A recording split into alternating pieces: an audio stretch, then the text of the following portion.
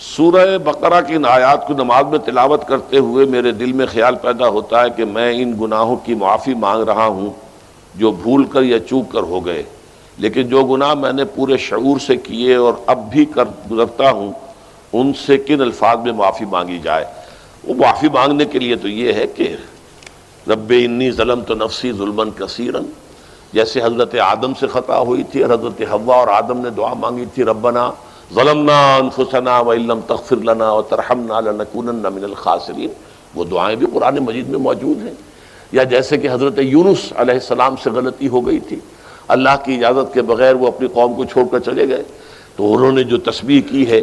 جو ہمارے ہاں جس کی تسبیح بھی کی جاتی ہے اور اس کا آیت کریمہ کا جو ہے ورد کیا جاتا ہے، بلکہ وہ بھی اصل میں قلب کی گہرائیوں اور شعور کے ساتھ جو اگر ادا کی جائے تو بہت لا الہ الا انت سبحانک انی کنت من الظالمین، تو یہ جو ہے استغفر اللہ ربی من کل ذنب واتوب الیہ، یہ بھی ہے۔ تو مختلف ہے اس کے لیے کہ جو قرآن مجید میں بھی آئی ہے اور احادیث میں بھی۔ البتہ توبہ کے بارے میں چونکہ ذکر آج ہوا ہے اور آپ نے سوال بھی کیا ہے، تو یہ بات واضح ہو جانی چاہیے، توبہ کی 3 شرطیں ہیں صحیح توبہ ہونے کی،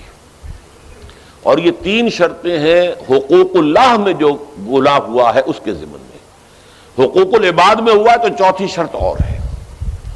وہ 3 شرطیں کیا ہیں؟ گناہ پر حقیقی پشیمانی ہو، دل میں شرمندگی ہو، تعسف ہو کہ یہ کام میں نے کیوں کیا یا کیوں کرتا رہا اب تک،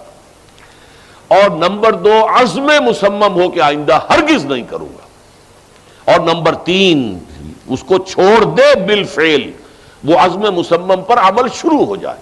اگرچہ یہ ہو سکتا ہے کہ پھر غلطی ہو جائے، پھر ذہول ہو جائے، پھر نسیان ہو جائے، کوئی پرواہ نہیں، اس وقت جب کہ وہ توبہ کر رہا ہے نمبر 1 پشیمانی ہو حقیقی، نمبر 2 عزم مصمم ہو کہ دوبارہ ارتکاب نہیں کروں گا، نمبر 3 بالفعل اس کام کو چھوڑ دے۔ 3 کام اگر ہوں گے تب جا کر حقوق اللہ کے ضمن میں وہ توبہ صحیح ہوگی۔ فَإِنَّهُ يَتُوبُ إِلَى اللَّهِ مَتَابًا، توبہ جیسے کی جاتی ہے اس کی یہ تقاضے ہیں۔ اگر تلافی کر سکتے تلافی کیجئے، کسی کا مال ہڑپ کر لیا تھا واپس کر دیجئے، اس کے بغیر معافی نہیں ہوگی۔ اگر وہ فوت ہو چکا ہے، واپسی ممکن بھی نہیں ہے، تو ٹھیک ہے، اللہ تعالیٰ کے ہاں جو ہے وہ اس کا آپ کی نیکیاں اس کے حوالے کر دی جائیں گی۔ یا یہ کہ اگر زندہ ہے آپ اب نہیں بھی دے سکتے اس کا مال، یا آپ نے جا کے کہا بھائی میں نے آپ پر تہمت لگائی تھی، میں آج معافی چاہتا ہوں، خدا کے لیے مجھے معاف کر دیں۔ اور یہاں تک آتا ہے بعض صحابہ کا طرز عمل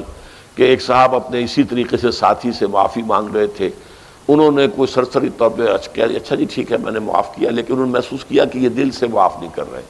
وہ زمین پر لیٹ گئے اور اپنا گال ایک جو ہے زمین پر ٹکا کر دوسرے کا، اس پر میرا اپنا پاؤں میرے دوسرے گال پر رکھو تو مجھے یقین ہوگا کہ تم نے واقعی مجھے معاف کیا ہے۔ تو یہ کیفیت تو اس انسان کی ہوگی نا جسے واقعتاً محاسبہ اخروی کا احساس ہو اور شدید کہ اس کی جواب دہی ہوگی، تو اس کے لیے تو پھر وہ ہر طرح سے تلافی کے لیے خوشامد کرے گا، بھائی خدا کے لیے مجھے معاف کر، اچھا جی معاف کر دیں آپ، بس یہ کیا ہے، ایک معافی وہ ہوتی ہے، وہ جو پولیس والے بھی معافی مانگ لیتے ہیں کبھی کبھی، تو وہ معافی نہیں ہوتی، حقیقتاً دل سے آپ معافی مانگیں تو وہ ہے معافی، اور واقعتاً دل سے معاف کریں۔ تو یہ ہے 4تھی شرط ہے کہ جو حقوق العباد کے سلسلے میں ہے۔